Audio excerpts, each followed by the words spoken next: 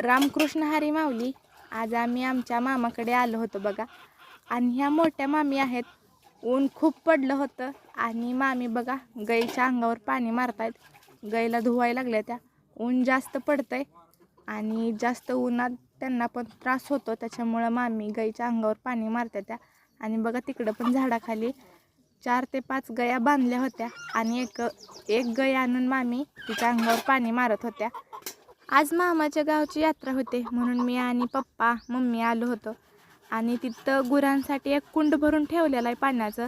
आणि आमच्या शंभूने त्याच्यामध्ये विहिरीमधलं छोटं छोटं मासं आणून त्याच्यामध्ये सोडलं होतं आणि त्याच्या कष्टाला यश पण मिळलं आहे बघा. छोटं छोटं मासं आणून त्यानं सोडलं होतं त्याच्यामध्ये आणि ते किती मोठं झालं आहेत बघा. कुंडामध्ये आहेत ते खूप मासं आहेत. आणि आमची गौरी आहे बघा, जास्त उकडते त्याच्यामुळे तिनं तिचा ड्रेस काढला होता, शर्ट घातलेला. आणि तिकडं पलीकडच्या साईडला बघा आळू आहे, केळी आहे, केळीची खुटाडं लावलेली आहेत. आणि इकडं आमची गौरी आली आहे, तिथं शेळ्या आहेत.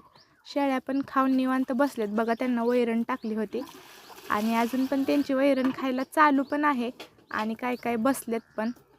आणि ह्या इकडं बघा कोंबड्यांना सोडलं होतं. हे पांढऱ्या कोंबड्या आहेत. कोंबड्या म्हणण्यापेक्षा ते कोंबडं आहेत, पांढऱ्या कलरचं कोंबडं आहेत. ते सगळं पांढरं आहेत आणि ऊसामध्ये पण गेलं होतं बघा ते. आणि पोळ्यांचा सगळा स्वयंपाक झाला होता बघा, सगळ्यांनी छान जेवण पण केलं होतं. आणि छोट्या मामी आहेत ते भांडी घासायला लागल्या होत्या कारण आम्हाला पण जायचं होतं. आणि ती पांढऱ्या कोंबड्या ज्या आहेत त्या बघा मामी जिथं भांडी घासताय तिथं येत होत्या सारख्या, जे खरकट आहे ते खायला. आणि इकडं दुसऱ्या झाडाखाली पण शेळ्यांना बांधलं होतं आणि ही 2 छोटीशी शेळ्यांची पिल्लं आहेत. आणि विशेष म्हणजे आमच्या आजीनं खुडूक कोंबड्या बसवल्या होत्या, अंडी घातली होती खुडूक कोंबड्यांखाली आणि ती छोटी छोटी पिलं निघली ती बघा कोंबडीची. 3 खुडूक कोंबड्या होत्या आणि माझ्या आजीनं त्या 3 कोंबड्यांच्या खाली अंडी घातली होती आणि त्यांची भरपूर पिलं निघली होती. ही थोडीच इकडं दिसतात बघा पिलं, सावलीला आहेत. माती खालचं किडा मुंगी उकरून खातात. आणि इकडं मामीचं भांडी घासायला चालू होतं आणि पांढऱ्या कोंबड्या पण तिथंच आहेत बघा.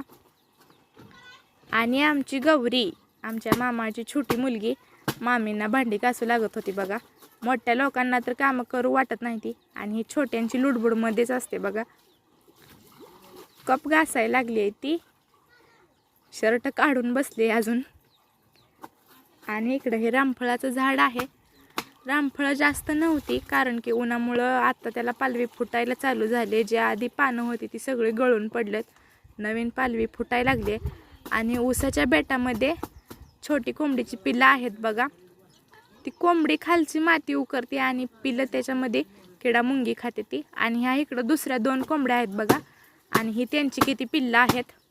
उन्हाळ्याच्या दिवसात तर तसं अंडी खराब होतात, पण माझ्या आजीनं ज्या कोंबड्या बसवल्या होत्या त्याचे खूप पिली निघलेत बघा. 2 ते 3 कोंबड्या तिनं खुडूक बसवल्या होत्या आणि सगळी पिल्ली एवढे निघलेत. अजून दुसरीकडे पण आहेत. आणि खुर्ड्याजवळच त्यांना डब्यामध्ये पाणी पण ठेवलं होतं. उन्हाळ्याचा दिवस आहेत आणि छोटी पिल्लं आहेत त्याच्यामुळं पाणी वगैरे सगळं त्यांना जवळच ठेवावं लागतं. आणि किती छान आहे ती बघा पिल्लं. आणि ह्यातल्या एका कोंबडीची पिल्लं आम्ही घरी घेऊन जाणार आहे आमच्या. आज नाही तर उद्या पप्पा येतील आमचं ह्या कोंबड्यांची पिल्ली घ्यायला. माझी आजी घेऊन जा म्हणली आणि आम्ही घेऊन जाणार आहे. आणि ही पांढरा कोंबडा बघा. आणि नंतर झाडाखालच्या सावलीतून छोटीशी कोंबडीची पिल्लं आळूच्या बेटाकडे गेलेत बघा. तिथं पण छान गवत आणि पाणी राहतंय त्याच्यामुळे तिकडे गेली होती. आणि आमच्या मामाच्या घरी एक शेळी आहे आणि त्या शेळीचा कान बघा उलटा आहे थोडासा उलटा दिसतोय ना. आमची गौरी मला दाखवत होती बघा.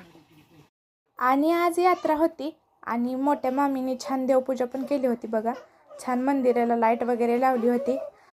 आणि जो पोळ्याचा केलेला नैवेद्य आहे तो पण मामीनं देवाला दाखवला होता आणि छान अशी पूजा पण करून घेतली होती.